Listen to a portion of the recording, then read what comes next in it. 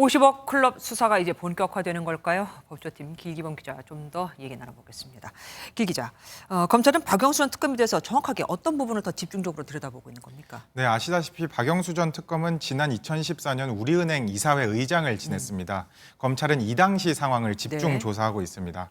검찰은 박 전 특검이 대장동 일당으로부터 청탁을 받고 우리은행이 성남의 뜰 컨소시엄의 지분 투자자로 참여하도록 영향력을 행사한 것으로 보고 있습니다.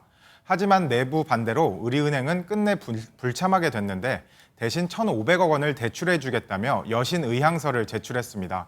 결국 우리은행 역할이 축소되면서 박 전 특검도 처음 약속받은 200억 원에서 줄어든 50억 원을 받기로 됐고 이른바 50억 클럽에 오른 것으로 보고 있습니다. 그런데 이 50억 클럽이라는 게 처음 말이 나왔을 때 그때도 박 특검이 거론되지 않았습니까? 네, 맞습니다. 대장동 의혹이 불거졌을 당시 정영학 녹취록에 50억 클럽이 등장하면서 박 전 특검도 재작년 11월과 지난해 1월 두 차례 소환 조사를 받은 바 있습니다.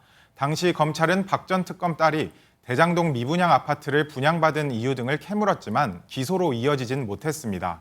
이번 수사팀은 혐의 규명을 자신하는 분위기입니다. 검찰은 박 전 특검이 사업을 돕는 대가로 측근 양재식 변호사가 먼저 돈을 요구해왔다는 대장동 일당의 진술 등을 확보했고요. 또 박 전 특검과 친분이 있는 김종원 전 부행장이 대출 참여 결정에 관여한 걸로 특정하고 수사하고 있습니다. 중앙지검 관계자는 조사와 압수수색 등을 통해 진상이 어느 정도 드러났다고 판단해 박 전 특검 소환 조사를 진행했다고 설명했습니다. 그러면은 이번 수사에서는 구속영장 청구까지 이어지겠습니까? 네, 박 전 특검은 지금까지 모든 혐의를 강하게 부인하고 있습니다. 이 때문에 검찰은 수사를 마치는 대로 구속영장 청구까지 검토하는 것으로 알려졌습니다. 중앙지검 관계자는 사안의 중대성이나 증거인멸 염려 등을 놓고 구속수사를 검토하고 있다고 언급했는데요. 박 전 특검이 고령이고 공인인 점도 감안하겠다고 밝혔습니다. 사실 박 전 특검은 윤석열 대통령하고 같이 일한 적도 있지 않습니까? 그렇게 좀 특별한 사이이기도 하기 때문에 수사가 제대로 이어질까 의심하는 시선도 있었던 건 사실입니다.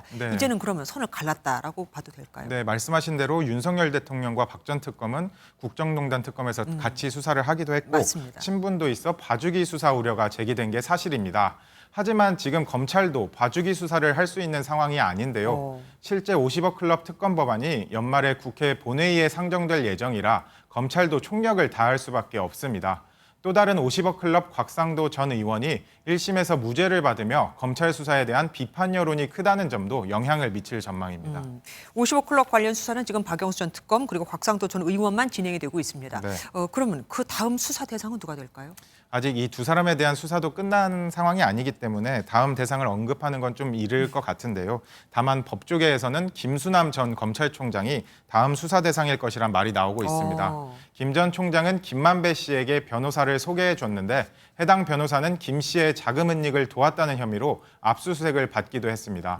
이외에도 김만배 씨가 자주 드나들었고 화천대유 고문을 맡기도 했던 권순일 전 대법관도 다음 수사 대상이 될 것이란 관측이 나오고 있습니다. 길기범 기자 수고하셨습니다. 안녕하세요. 김주하입니다. 공정하고 신속한 MBN 뉴스 유튜브를 통해서도 만나보실 수 있습니다. 특히 더 많은 뉴스와 라이브를 보고 싶으시다면 오른쪽을 눌러서 구독하시면 됩니다. 어렵지 않죠? 빠르고 정확한 뉴스로 계속 찾아뵙겠습니다. MBN 뉴스를 시청해 주신 여러분 고맙습니다.